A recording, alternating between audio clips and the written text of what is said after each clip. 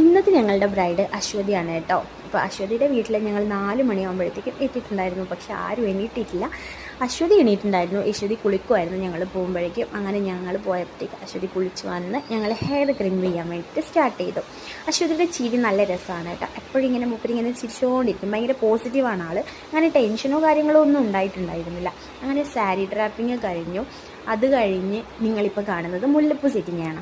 Makeup ചെയ്യുന്നതൊക്കെ എവിടെയെന്ന് വെച്ച് കഴിഞ്ഞാൽ ഞങ്ങൾക്ക് പോലും അറിയില്ല. ഞങ്ങൾ പോലും എടുക്കാൻ മറന്നുപോയി.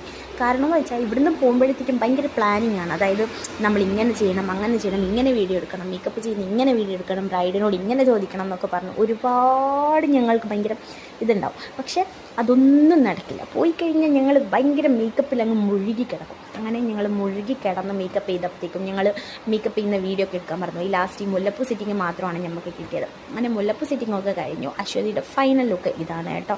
അശ്വതിയുടെ സാരിയുടെ കളർ ഉണ്ടല്ലോ, നല്ല രസമില്ലേ കളർ കാണാൻ വേണ്ടിയിട്ട്.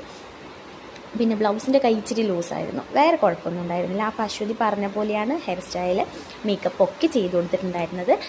അശ്വതിക്ക് സിമ്പിൾ മേക്കപ്പ് മതി എന്ന് പറഞ്ഞിട്ടുണ്ടായിരുന്നു. മൂപ്പർക്ക് സ്കിൻ ടോൺ അനുസരിച്ചിട്ട് തന്നെ മേക്കപ്പ് വേണമെന്ന് പറഞ്ഞു. അപ്പോൾ ആ ഒരു ഇതിനനുസരിച്ച് തന്നെ മൂപ്പരുടെ കൺസേൺ നോക്കിയിട്ടാണ് നമ്മൾ മേക്കപ്പ് ചെയ്യുന്നത്. അപ്പം മേക്കപ്പൊക്കെ കഴിഞ്ഞ് ഇതാണ് ഫൈനൽ ലുക്ക്. അപ്പം ബ്രൈഡൽ ബുക്കിങ്ങിനായിട്ട്